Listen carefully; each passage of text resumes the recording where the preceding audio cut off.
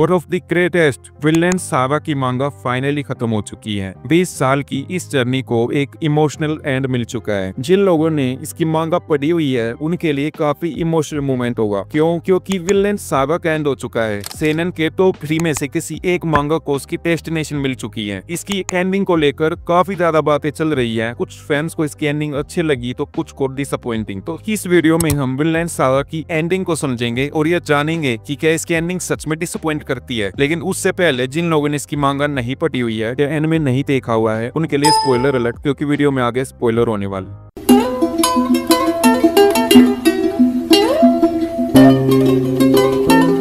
थोरफिन जिसकी journey start होती है उसके फादर थोर की डेथ की रिवेंज के साथ। उसका पूरा चाइल्डहुड एस्केलेड से बदला लेने के चक्कर में चला जाता है। उसका शुरू से ही एक गोल रहता था कि उसको एस्केलेड को मारना है, लेकिन जब फाइनली एस्केलेड की डेथ हो जाती है ना, तो उसका अपनी लाइफ में कोई गोल या कोई मोटिव नहीं रहता। वो अपने अंदर एक एम्प्टीनेस फील करता है। एस्केलेड की डेथ एक टर्निंग पॉइंट था थोरफिन की लाइफ में, लेकिन फिर उसकी जिंदगी में एंट्री होती है आइनार की, जो उसकी पर्सनैलिटी और लाइफ में बहुत बड़ा चेंज लाता है। धीरे धीरे थोरफिन अपने फादर की कही हुई बात आई हैव नो एनिमीज को समझ जाता है। थोरफिन खुद से प्रॉमिस करता है कि फ्यूचर में वो वायलेंस से हमेशा दूर रहेगा और एक पीसफुल लाइफ जिएगा। और सीजन 2 के एंड में थोरफिन आइनार को विनलैंड के बारे में बताता है, एक ऐसा आइलैंड जहाँ पर स्लेवरी और वॉर एग्जिस्ट ही नहीं करती। दोनों एक दूसरे से प्रॉमिस करते हैं कि वो विनलैंड को ढूंढेंगे और वहाँ पर एक ऐसी सिविलाइजेशन को बसाएंगे जिसमें वायलेंस और स्लेवरी नहीं होगी, होगा तो सिर्फ पीस। इसके बाद दोनों निकल पड़ते हैं विनलैंड को ढूंढने की जर्नी पर और आगे की स्टोरी इसी आइडिया के अराउंड रिवॉल्व करती है। थोरफिन ने तो खुद को प्रॉमिस किया था कि वो आगे किसी भी वॉर में पार्ट नहीं लेगा, किसी भी आदमी को नहीं मारेगा। क्या वो अपनी इस बात पे खरा रह पाएगा? आगे की स्टोरी और सिचुएशन उसको पूरी तरह से टेस्ट करती है। थोरफिन वॉर से जितना भागने की कोशिश करता है वॉर उसके सामने आके खड़ा हो जाता है, बट फाइनली वो आखिर में बहुत सारी अड़चनों के बाद विनलैंड को ढूंढ लेते हैं और वहाँ पर खेती करना स्टार्ट कर देते हैं। लेकिन जो वहाँ की नेटिव ट्राइब होती है उनको ये चीज पसंद नहीं आती। वो इस चीज को घुसपैठ मानते हैं और आखिर में क्या होता है,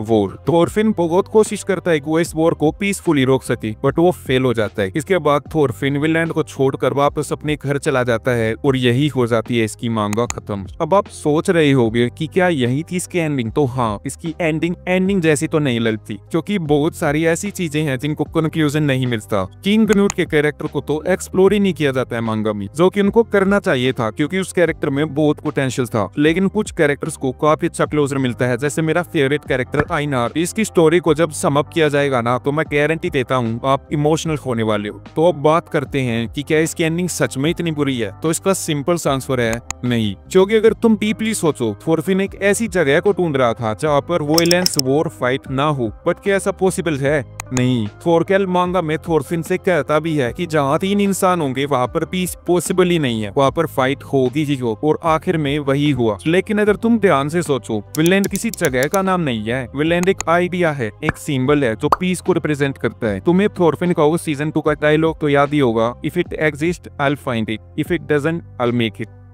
If it exists, I'll find it. If it doesn't, I'll make it.